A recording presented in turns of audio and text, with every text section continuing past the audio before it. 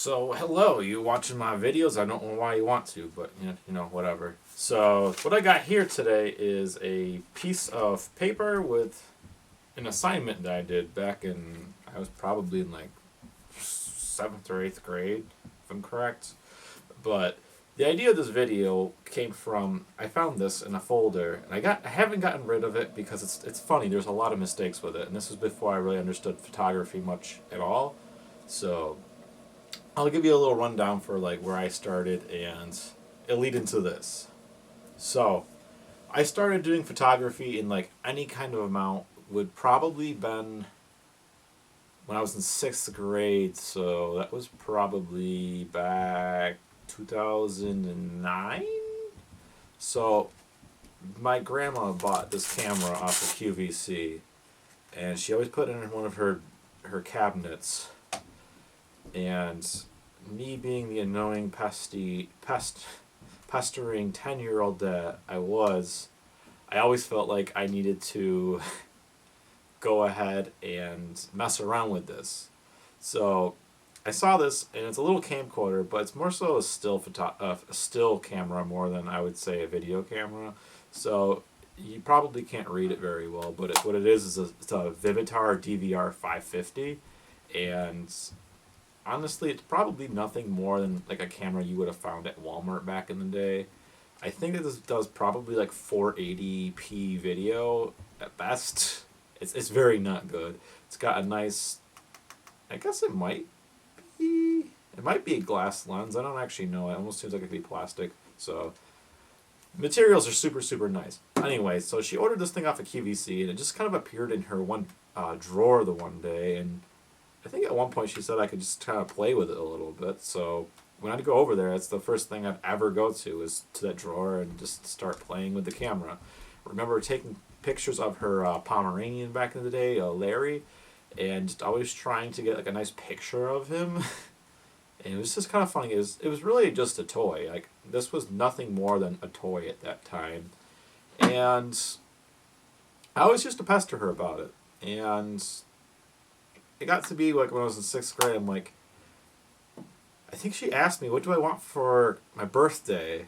And I was like, that camera. And I think I was joking, but not. So like, I really did want the camera, but I was a pain in the ass. So to say, yeah, that's a pretty good way of saying it. So eventually, for my birthday one year, she came over and at the party, and then she gave me a little gift, and wrapped inside of it was this camcorder, my Vivitar DVR.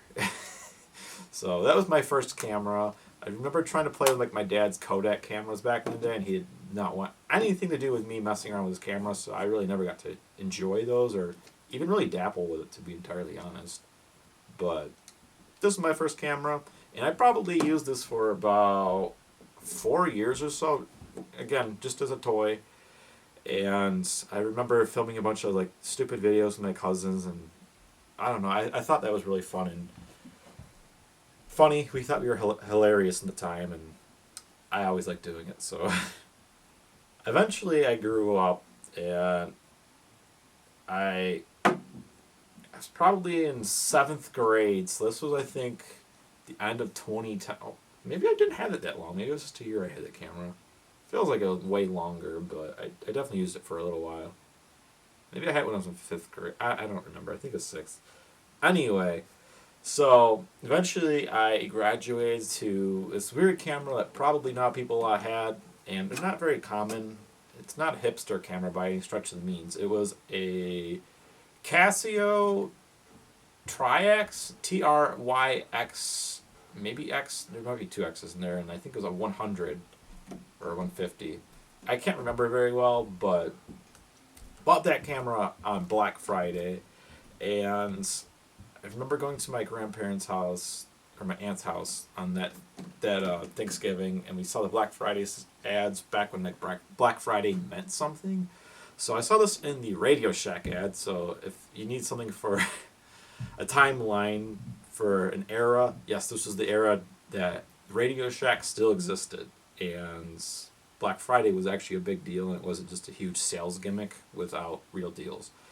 But I got that Casio, and it was an awesome little camera. And also, just a little bit of a step above a toy for me. And I used that thing for I think probably 2-3 years, and I ended up selling it for a profit used. There was this huge weird story about how I think the plant flooded and the production of that camera died. So it's kind of a rare camera for what it's worth, but it'd definitely be worth the look into if you're into camera gear. Stupid stuff. But anyway, so that brings us to this paper here. So I was in Boy Scouts since I was in like first grade. So I was in Boy Scouts forever and ever and ever, and or technically it was Cub Scouts then Boy Scouts. So when I was in Boy Scouts, you actually get into doing real merit badges and things you had to do on your own. You had to do some reading. They were super thin books, which was perfect for me because I hate reading. And you actually had to do like write-ups, and this was essentially the homework for that merit badge, so I could turn it in and get my merit badge. So the book was pretty basic. Looking back at it, I found it years ago, and it was funny because everything in it is so basic. I mean, they are the useful pieces of information you want to know when you're getting into photography and you're actually trying to take it more serious to at least learn and understand things. But like aperture, ISO, film speed, shutter speed, white balance, all that stuff, and there were some that I answered correctly, and some of them I literally slaughtered. So here's my first one. I don't actually have the questions to go along with it. I only have the answers, so I'll read them out loud as the answer. I mean, try not to shit too bad on my writing because it's awful. It's not much better anymore. But so light brightness. Oh, light brightens the picture so it isn't dark and it is clearer. So that is actually correct, at least partially. I mean, obviously photography is based entirely on photons, so that'd be your light. So that's correct. It doesn't necessarily mean it makes it more clear. I mean, you need to have light in order to get any image at all, period. That's more focus, but okay. I guess having not an underexposed photo makes it a little bit more distinguishable what's in the photo, so I would say that's correct. So part B was exposure has aperture. The size of the picture, shutter speed chooses how clear the picture will be for how long the film is exposed, and depth of field is when the camera is focused on foreground, but you can look past it and see the background. So yeah, there's definitely a few mistakes in there. So aperture does affect the exposure. However, exposure has aperture does not make any sense. So I'm gonna write myself off on that one. I was fucking stupid. So the aperture decides the size of the picture? No. However, it does determine your field of view. So, I mean, you can see where I was getting these things from reading it, but I was not translating things really well at all. Shutter speed chooses how clear the picture will be. Well, sharp in terms of motion. So, yeah, I'd say it's mostly correct for somebody that's like 10 or 11. I guess it's also still referring to shutter speed. So it's how long the film is exposed. That's entirely correct. And depth of field is when the camera is focused on the foreground, but you can see past it. So yeah, that's essentially just how much foreground, background from your focus plane that you can see. So it's passable. I'll pass myself on that one. So part C. There's only 5 parts, so it only goes to E. So it's good for you guys. With composition, there is the rule of thirds that you can find the off-center points for where you want your subject leading lines are... Okay, that's a run-on sentence right there. Leading lines are objects that pull attention to what you wanted people to look at. Framing makes you compare objects that are close and far and to show distance. The depth has a lot of objects to look at just in one picture and in distance. Man, I'm freaking stupid as shit. So my writing is freaking awful in here. You know, I can barely understand it, so I was doing pretty good. I apologize to any teacher that had to ever read my stuff back in the day. I was terrible. So yes, rule of thirds. They are off centered, and there's okay, yeah. There's just the third line, so you have two lines essentially in between the first third, the second third, and the third third, and it goes up and down, that good stuff. There's a vertical and horizontal axis, so yeah, your composition. I guess I'm just trying to make sense of this at this point. So composition is essentially you lay out your composition so that it pulls attention to the subject within your photo, so that your audience pays attention to what you want them to see. I get that from that. I might be fudging a little bit of it, so we know what it is at this point. Composition is quite important to a photo, and yeah, I'm just gonna just let that one just. I would mark myself off for that one just because I didn't even complete sentences. So that's definitely that's a red mark. So scratch that one off. All right. So D, camera angle makes the picture feel more natural, where you can see the object as well as its background. Yes, they're very related to each other. So depending on your angle that you decide to set up for your camera to subject, that can limit or add how much of your background you can notice. So if you get like really low down to the ground and shoot something, you're gonna miss a lot of depth from my experience, or at least you can use it so that it doesn't seem like there's a lot of depth. So you just have like a little bit of a leading foreground to the car. Okay, I guess I gotta change the light real quick. So that's cool. So let me start from D. So camera angle makes the picture feel more natural, where you can see the object as well as its background. It's true. They are both related. So a more natural angle would be like eye level, from what I can tell in my experience. It feels a little bit more natural, more familiar with what you're normally used to seeing when you're just walking around. So like say with a car that's looking down on the car, so it adds like scale. It's essentially a box, and you're looking at the box instead of being looking at it the same level. You're looking at the top down, so it adds more depth, but like it adds more dimensions, what I should say. So I've found from my experience that your camera angle can vary, or camera angle can change a lot for whether you have a lot of like foreground background.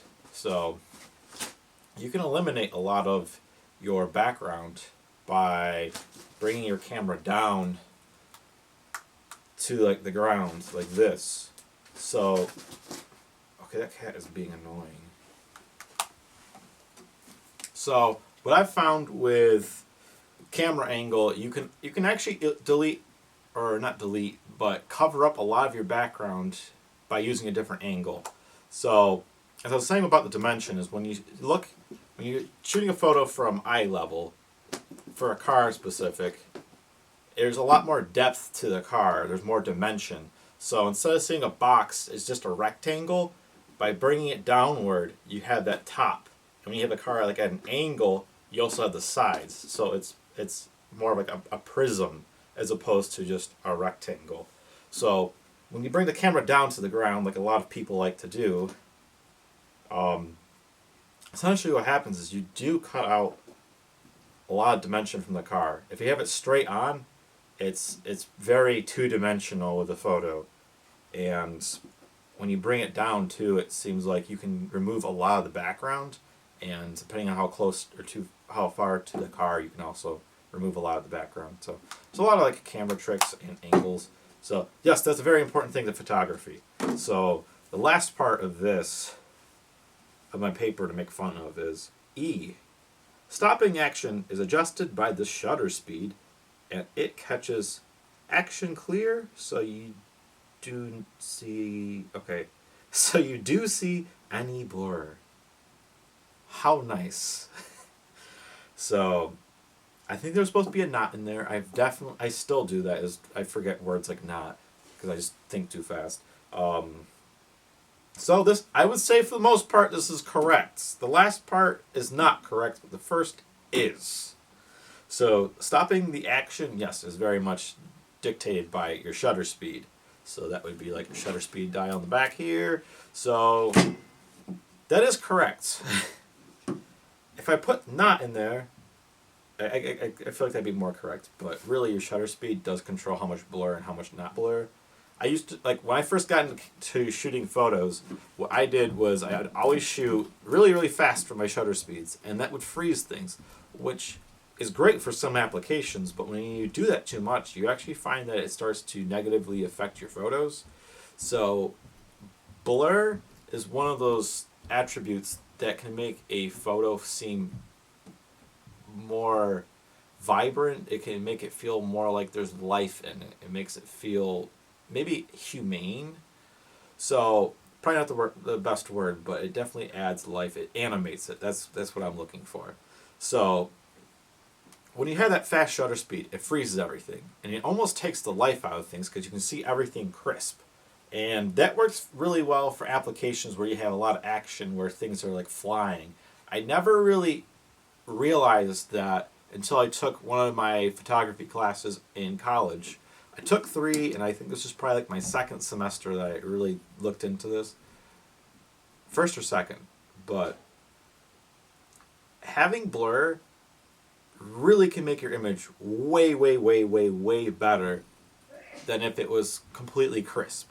Sharp images are awesome, but the thing is, like I was saying, is it takes the life out of the image, and it's kind of a bummer when you have a really good image and it looks cool in person, and then once you take it and it just looks flat in terms of energy. Having a shutter speed that is a little bit on the slower end or even dragged adds life to a photo. So an application where I found that's really easy to use as an example. So if you ever had a camera, you're shooting outside the window as somebody's driving, and your parents driving, and you're just taking pictures of cars next to you on the highway. So if you're doing that, there's a good chance you're going to get a really dull image. And a lot of people are like, rollers, rollers, rollers, rollers, rollers. And they're very popular, and for a good reason. Maybe people don't understand why, but when you shoot it, oftentimes like in like an automatic mode during the day when it's bright out, what you're going to do is you're going to have a really sharp car, which the quality of the image is high, yes. However, it removes the life that the image could have. So when you drag your shutter and you follow that car, the first thing you're going to notice is your wheels are going to start to blur because they're one of the fastest moving parts in the photo. And if you have a longer, a shorter exposure, I guess, you're going to see like the spokes start to blur a little bit, and you'll actually be able to start to see a caliper. However, as you start to drag it out longer, the more the spokes are actually going to disappear, and the more like the caliper and rotor are going to appear in the image. And while you're doing that, because the car is moving, your background is going to be also blurring with that. And that adds that life to the image that would otherwise be a very static image. Even though you are moving, it adds that life back, and it makes it a much better image. So, yes, I'm just talking out my ass at this point of things that are related to this, because I know way more than I used to now back then, and yeah, I love talking about this stuff. So that's why you shoot rollers, is so that you can get that motion from the environment and the car. And with cars specifically, because I do it all the time, what does really well for photos is when you add life to the car, because it is an inanimate object, but we like to think about cars as an as an animate object. Like it's its own entity. So by giving it like unnatural qualities that animate the car, such as capturing emotion, it adds a sense of motion to it, and it's just a lot of subjective things. However, it's just funny. So anyway, try playing it with that next time you take pictures of cars, whether you're panning or you're shooting next to a car. Go for a ride with a friend. Try shooting at a high shutter speed and a low shutter speed. Even if it's just on the highway, you'll see it. There is a very, very, very large difference between the two. So I guess that's gonna probably be it for this rant for this video. This is just my channel to speak my mind, hopefully help teach people some stuff, share some cool stories, because I like doing all that stuff, and photography is a very, very, very large part of my life. So if you like this, too bad. There's probably not much more of it to come, because I didn't really do a lot of photography when I was younger, and I don't have any more papers like this that I'm aware of. So hope you like it, because this is probably the only one you're going to get. So thanks for watching. Yay!